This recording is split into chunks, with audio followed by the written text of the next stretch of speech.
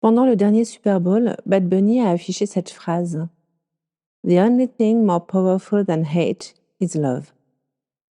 Et je suis profondément d'accord avec ça. Mais pour moi, il manque juste un petit quelque chose. Parce que parfois l'amour a besoin d'un traducteur ou au moins de sous-titres. On dit souvent que l'amour est un langage universel. Et c'est vrai. Pourtant, j'ai la sensation qu'il existe plusieurs langues de l'amour. Et que ne pas en avoir conscience nous expose à beaucoup de malentendus. Avec nos enfants, mais pas que. Parce que parfois nos enfants crient, explosent, parlent mal, et tout ce que nous, parents, on entend à ce moment-là, c'est du rejet, de l'ingratitude ou un manque de respect. Et si parfois certaines de ces attitudes étaient des façons maladroites de dire: je peux être moi ici, ou même juste: je t'aime.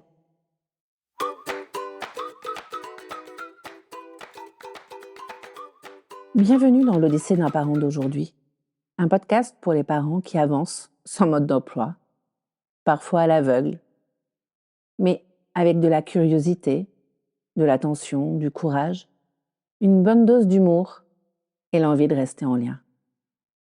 Je m'appelle Stéphane, je suis coach parental et familial, sophrologue et maman de 3 enfants.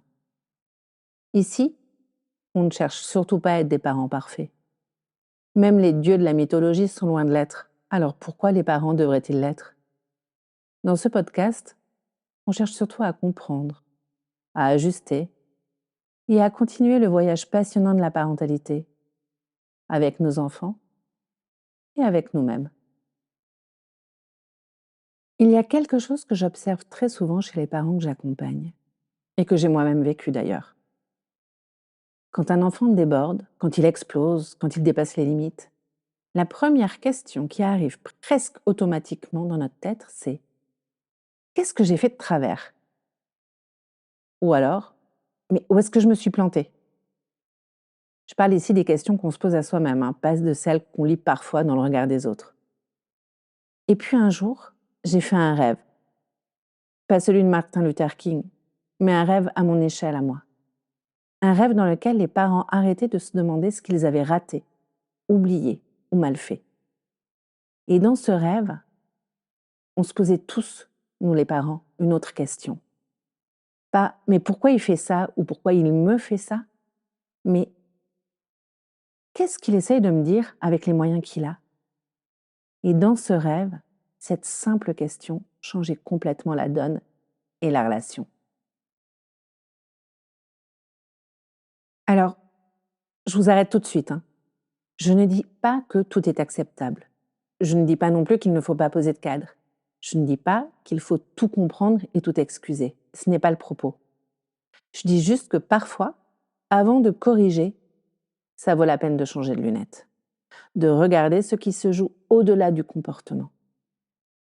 Dans les minutes qui suivent, et si vous continuez d'écouter cet épisode et ce podcast, je vais vous proposer quelques nouvelles lunettes pour regarder autrement certaines situations du quotidien. Et je vous propose de commencer par les crises. En tant que parent, on les connaît bien. En tout cas, moi, je les connais bien. Et souvent, on les redoute, ces crises. Mais est-ce que vous vous êtes déjà demandé ce qu'elles pouvaient traduire? Moi, dans ces moments-là, je m'amuse à changer de lunettes pour regarder au-delà de la crise, pour les voir autrement. À observer en fait ce qui se passe derrière et qui est caché. Et j'ai remarqué quelque chose. Chez certains enfants, les crises sont un langage du relâchement.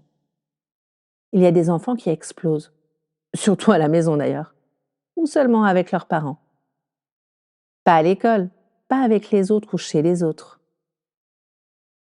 Chez nous, avec nous. Et forcément, ça fait mal. Et on se demande, ce qui est tout à fait naturel, pourquoi avec moi? Pourquoi il se retient ailleurs et pas ici? Mais qu'est-ce que j'ai fait pour mériter ça?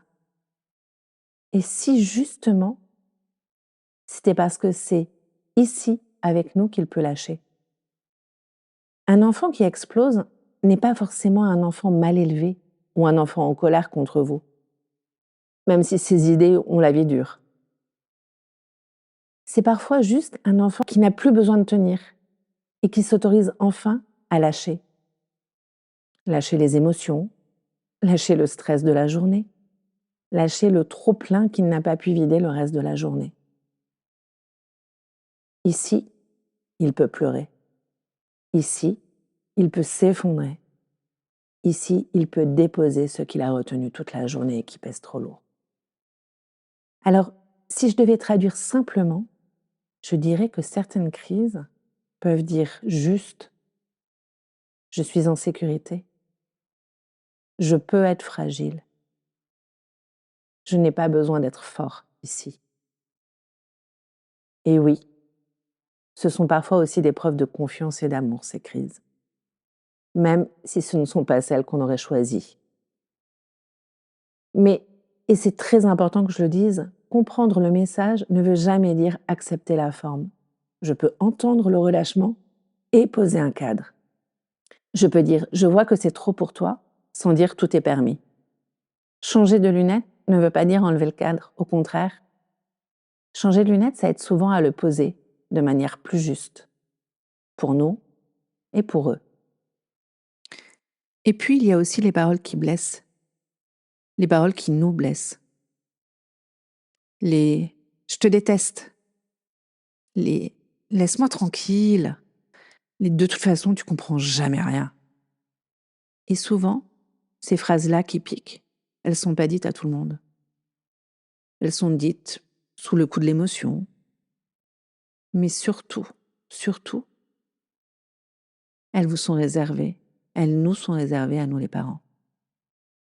Ces mots-là sont dits ici, à vous, et ça fait mal, ça met en colère, ça rend triste, ça épuise. Ça laisse surtout un goût amer et des questions plein la tête.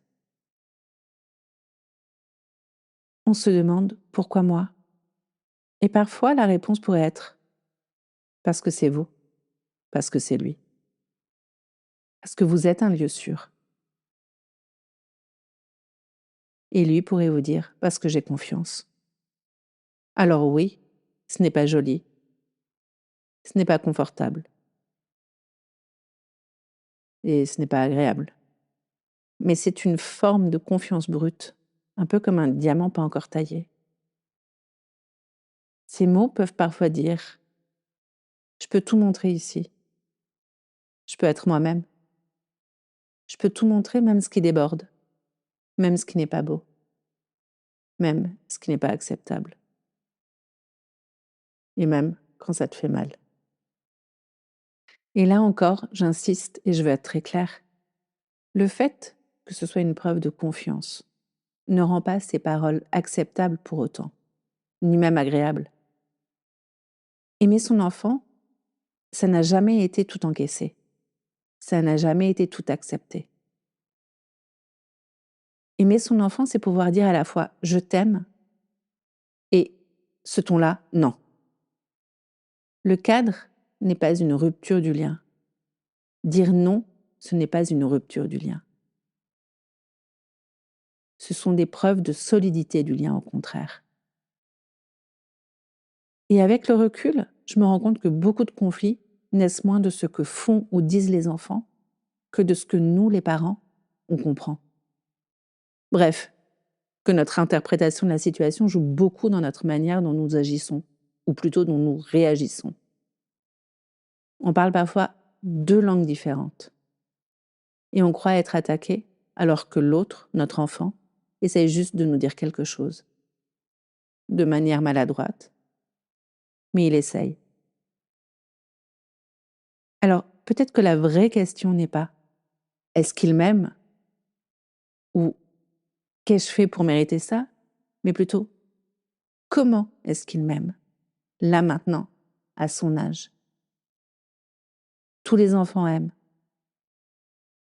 Mais tous les enfants n'aiment pas lisiblement, de manière évidente. Parfois, les enfants aiment, de manière un peu bizarre et on ne comprend pas toujours. Grandir comme parent, ce n'est pas non plus devenir traducteur H24 et 7 jours sur 7. C'est apprendre à rester en lien, sans tout prendre pour soi et sans s'oublier. Peut-être que certains comportements ne sont pas des attaques, mais des tentatives ou des essais ratés. Des tentatives maladroites de dire « je peux être moi ici, je peux me relâcher, je ne suis pas seule, tu es là pour moi. J'ai eu une journée pourrie, aide-moi à décharger ce qui est trop lourd pour moi. » Ou un autre message. Et peut-être que d'entendre ce nouveau message derrière ces comportements et ces mots blessants, ça change tout de regarder ça comme ça. Ça donne une autre vision.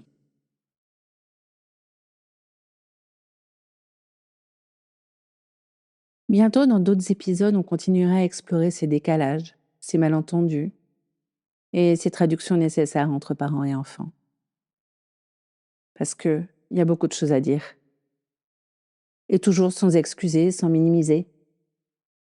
Juste avec l'idée que on peut continuer à rester en lien avec son enfant, malgré tout. Alors, à très vite pour la suite de l'Odyssée. Et merci d'avoir écouté cet épisode. N'hésitez pas à vous abonner pour soutenir ce podcast et lui donner plus de visibilité. Et si jamais vous connaissez un parent qui est en train de vivre sa propre Odyssée, partagez cet épisode ou le podcast avec lui. À très bientôt. À très bientôt dans l'Odyssée d'un parent d'aujourd'hui.